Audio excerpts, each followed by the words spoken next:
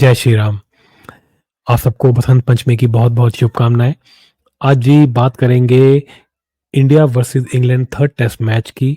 कल से वो शुरू होने वाला है, तो आज आपको प्रीव्यू देंगे कि क्या कल के मैच में रह सकता है। इंग्लैंड का स्क्वाड तो ऑलरेडी आ चुका है।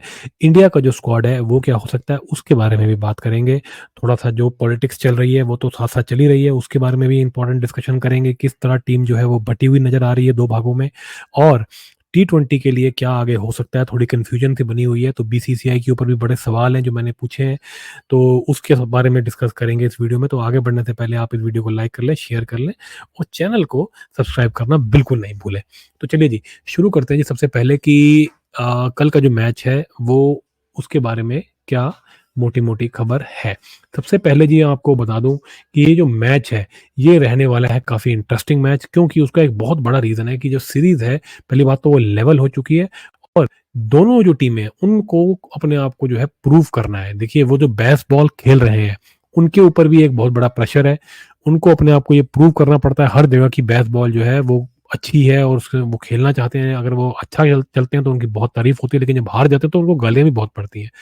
दूसरी तरफ इंडिया जो है वो एक ट्रांजिशन के फेज़ में है, काफ़ी चेंजेज़ हो रहे हैं टीम के अंदर, तो उसके ऊपर भी सबकी नज़रें बनी हुई हैं। तो इस वजह से ये मैच जो है ये बड़ा इम्पोर्टेंट है दोनों टीम्स के फ्यूचर को लेकर के। तो कल जो है जी मैच सौराष्ट्र क्रिकेट स्टेडियम के अंदर है, राजकोट के अंदर। कल सुबह 9:30 बजे ये मैच स्टार्ट हो जाएगा और जो स्क्वाड्स हैं मैं आपको बता देता हूँ कि जी जो अब तक इंडिया के बारे में जो स्क्वाड जो लग रहा है उसके बारे में मैं आपसे डिस्कस करने की कोशिश करूंगा। सबसे पहले मैं आपको इंग्लैंड का स्क्वाड जो है वो बता देता हूँ। इंग्लैंड ने अपना स्क्वाड जो है 11 जो है अपनी वो अनाउंस कर दी है। उसके अंदर Jack Crawley, Ben Duckett, Ollie Pope, Root, Bairstow, Stokes captain, Ben Foakes, Rehan Ahmed, Tom Hartley, Mark Wood और एंडरसन। तो इसके अंदर जी जो सबसे बड़ा जो चेंज है वो यही है कि इस बार ये 2 पेसर खिला रहे हैं। पहले ये हमेशा एक ही पेसर खिला रहे थे दोनों टेस्ट मैच के अंदर, लेकिन इस बार वुड और एंडरसन दोनों को जगह मिल गई है, क्योंकि इनका जो मेन इनका लेफ्ट आर्म स्पिनर था लीच, वो इंजर्ड हो चुका है, वो बाहर हो चुका है, वो घर जा चुका है। ये रेहान अहमद और हार्टली के साथ उतर रहे हैं, ये इनके 2 स्पिनर्स हैं। इसके अलावा जो रूट जो है वो अच्छी बॉल फेंक लेते हैं, तो वो भी बॉलिंग करेंगे और शायद बेन स्टोक्स भी कुछ ओवर डाल लें बीच के अंदर। तो जी ये इनका स्क्वाड है, काफ़ी अच्छा स्क्वाड है। इस बार मुझे लग रहा है ये काफ़ी सही मतलब बैलेंस्ड है इनका स्क्वाड। 2 अच्छे बॉलर, फास्ट बॉलर हैं इनके पास। मार्क वुड की थोड़ी धुनाई हो गई थी पहले टेस्ट मैच में, लेकिन अच्छा बॉलर है वो, क्विक डालता है और वो एक वैरायटी लेके आएगा एंडरसन के साथ, जो कि स्विंग कराते हैं और एंडरसन तो आपको पता ही है क्लास अपार्ट है। तो ये एक अच्छा स्क्वाड लग रहा है, लेकिन थोड़ा-सा स्पिन के मामले में थोड़े-से इनएक्सपीरियंस्ड हैं। टॉम हार्टली चलो ठीक है, वो थोड़ा-सा उन्होंने ठीक किया है। रेहान अहमद बड़े आउट ऑफ सॉर्ट्स लगे हैं, थोड़े यंग भी हैं वो, बट उम्मीद तो इनकी स्पिन पे सारी जो है वो रूट के ऊपर ही रहने वाली है। अब जी देखिए, ये जैसे मैंने आपको बताया, बेसबॉल के ऊपर सबकी नज़रें रहती हैं कि बेसबॉल किसी काम का है, नहीं है। क्रिटिसिज़्म कई लोग करते हैं, कई लोग खुश होते हैं इनकी टीम को देख के। मुझे तो पर्सनली बहुत एक्साइटिंग लगता है, क्योंकि नए तरीके से, अग्रेसिव तरीके से, नई सोच के साथ खेलते हैं ये क्रिकेट को, तो मुझे पसंद है इनका क्रिकेट। तो जी इनका तो मैंने आपसे बता दिया। अब बात कर लेते हैं इंडियन टीम की। तो कल का जो स्क्वाड रह सकता है, एक तो रोहित शर्मा, यशस्वी जायसवाल, शुभमन गिल, उसके अलावा रजत पाटीदार के अलावा आप समझ लीजिए नीचे से कुलदीप यादव, रवि अश्विन, अक्षर पटेल, जसप्रीत बुमराह, मोहम्मद सिराज और एक जडेजा का स्क्वाड है। उसमें अब ये मान के चलिए बीच में सरफराज खान ये खेल सकते हैं। रविंद्र जडेजा की जगह अगर वो फिट हुए तो वो खेलेंगे। तो इस तरह का स्क्वाड जो है वो बनता नजर आ रहा है। तो देखिए 2 जो यंगस्टर्स हैं इनका खेलना लग रहा है आज लगभग तय है, यानी कि सरफराज खान का उनका तो डेब्यू ही होगा और उसके साथ-साथ जो है आप ये मान के चलिए कि रजत पाटीदार वो ज़रूर खेलेंगे कल के मैच के अंदर। तो एक एक्साइटिंग मैच हो सकता है ये, क्योंकि नए फ्यूचर की तरफ आप देख रहे हैं। आप देखना चाहते हैं कि सरफराज खान जितना अच्छा डोमेस्टिक में करके आए हैं, क्या वो इंटरनेशनल में भी उतना ही अच्छा करते हैं या नहीं करते हैं? तो सबकी नज़रें होंगी इस पूरे यंगस्टर्स की टीम के ऊपर। शुभमन गिल के ऊपर भी लोग बड़े ध्यान से देखेंगे कि उनका कैसा परफॉर्मेंस है। डिप रहा है उनका परफॉर्मेंस, लेकिन पिछले मैच में सेंचुरी मारी। यशस्वी जायसवाल तो अच्छा कर ही रहे हैं। तो नए प्लेयर्स के ऊपर काफ़ी नज़रें रहेंगी। कुलदीप यादव और जसप्रीत बुमराह तो आपके मैच विनर्स बॉलिंग में खेल ही रहे हैं। तो कल मोहम्मद सिराज भी वापस आएंगे, जिनका पहले टेस्ट मैच में ज़्यादा इस्तेमाल नहीं किया था, दूसरे में उनको रेस्ट कराया था, लेकिन तीसरे में वो वापसी कर सकते हैं। तो इंडिया का भी एक अच्छा स्क्वाड नज़र आ रहा है, लेकिन यंगस्टर्स के ऊपर सारी दारोमदार रहेगा। रोहित शर्मा के लिए एक चैलेंजिंग चीज़ रहेगी कि यंगस्टर्स से उनकी परफॉर्मेंस निकलवाना, क्योंकि आप घर पे हारना नहीं चाहते। आप अपने घर पे एक स्ट्रॉन्ग और एक अच्छा, जिसे कहते हैं, मैसेज देना चाहते हैं और आप कॉन्फिडेंट नज़र आना चाहते हैं। देखिए, कीपिंग के ऊपर भी थोड़े से सवाल हैं। श्रीकर भरत खेलेंगे या फिर आप जो है जो आपके दूसरे जो जलज जलज कह रहा हूँ, माफ़ कीजिएगा, जो आपके जो दूसरे जो एक ध्रुव जुरैल जो आपके कीपर हैं, वो भी उनमें से कौन खेलेगा, इस पे भी सवाल है। लेकिन सुनने में यही आ रहा है कि ध्रुव जुरैल ही खेलेंगे। तो आपका जो स्क्वाड है वो यंगस्टर्स से भरा हुआ लग रहा है, स्पेशली जो मिडिल ऑर्डर है वो तो बिल्कुल यंग लग रहा है। वो तो एक अच्छी बात भी है, थोड़ा चैलेंजिंग भी होगा, लेकिन देखते हैं कल कैसा होगा। मेरी नज़रें होंगी अपनी बैटिंग के लाइनअप के ऊपर। तो जी ये है आपका पूरा स्क्वाड। अब बात कर लेते हैं जी, जो पॉलिटिक्स चल रही है पीछे।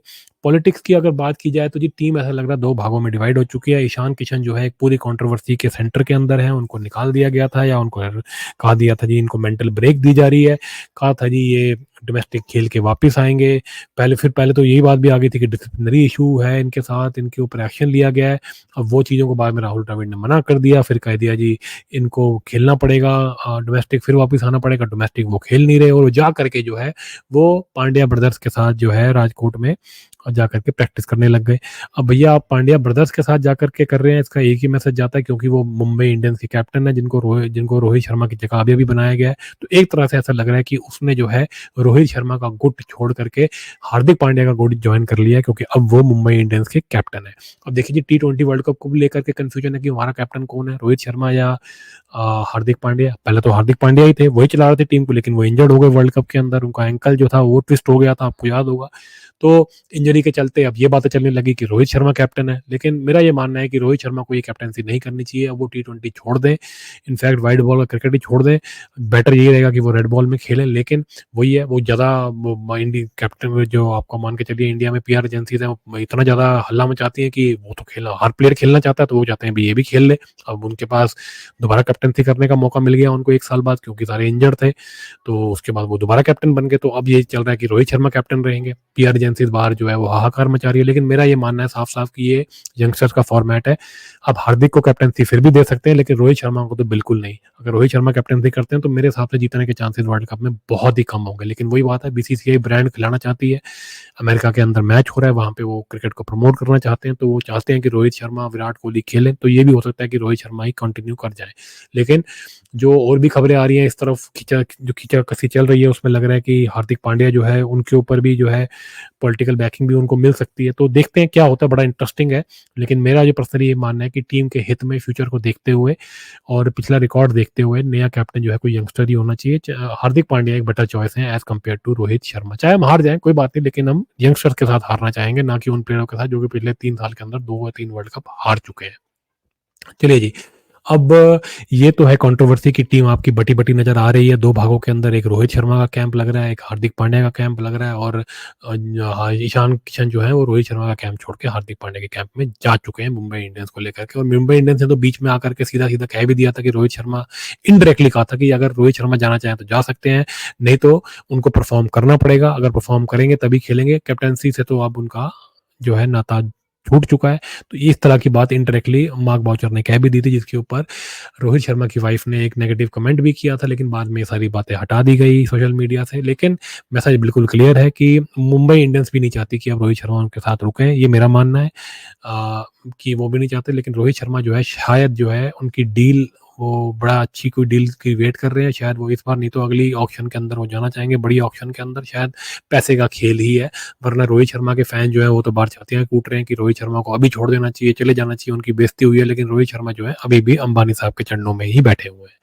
तो जी पैसे का खेल है, देखते हैं क्या होता है। बाहर जो ये PR एजेंसीज हैं, इनके ड्रामों में ज़्यादा नहीं पड़ना चाहिए। मैं कई बार कह चुका हूँ कि ये जो फैन क्लब बने घूम रहे हैं, इधर नौटंकीबाजी है। हमें कोई फैन क्लब नहीं चाहिए, हमें इंडिया जो खेलती है बस उसको सपोर्ट करना है, देश को सपोर्ट हम करते हैं जब इंडिया खेलती है, बस दैट्स इट। इससे ज़्यादा अंदर घुसने की कोई ज़रूरत नहीं है। अपना आप टाइम अपना ज़्यादा ना खराब करें इन चीज़ों के ऊपर। ये बेकार के लोग हैं, बाहर बैठे जो है ये लड़ाइयाँ करवाते हैं, वो पटांग बातें करते हैं, किसी को बुरा भला भी कह देते हैं। तो इन चक्करों में ना पड़े, अपना समय बचाएं और इन घटिया कामों में बिल्कुल ना पड़े। तो जी यही था कि जो बाहर जो गुटबाजी चल रही है उसके बारे में। अब बात कर लेते हैं फ्यूचर में मुझे, जैसे कि मैंने कहा, मेरा तो यही मानना है कि यंगस्टर्स को खेलना चाहिए। हार्दिक पांड्या बेटर चॉइस है, लेकिन हो सकता सकता है कि रोहित शर्मा और विराट कोहली के साथ ही जाएँ, क्योंकि वो ब्रांड्स हैं और नई टेरिटरी में वर्ल्ड कप हो रहा है, तो ये भी हो सकता है। लेकिन जिस हिसाब से क्रिकेट के हालात लग रहे हैं, जिस हिसाब से राहुल द्रविड़ क्रिकेट को चला रहे हैं, मुझे लगता नहीं है कि इस तरह बीसीसीआई को भी कोई कॉन्फिडेंस होगा, और बीसीसीआई ने अच्छे साइंस दिखाए हैं। इस बार जो अल्टीमेटम दिया गया है प्लेयर्स को कि जाकर के डोमेस्टिक खेलो, तभी आपको रेड बॉल में चांस दिया जाएगा, और कहीं न कहीं मैसेज बड़ा क्लियर दिया गया है कि अब परफॉर्मेंस के ऊपर बात चलेगी, और आप ये कहना बार-बार अपने आप को इंजर्ड कर देना या बार-बार अपने आप को अनअवेलेबल कर देना, जिसे कहते हैं डोमेस्टिक मैचेस के लिए, वो सब नहीं चलेगा। तो ये मुझे बहुत ही एक अच्छा पॉजिटिव मैसेज लगा बीसीसीआई की तरफ से।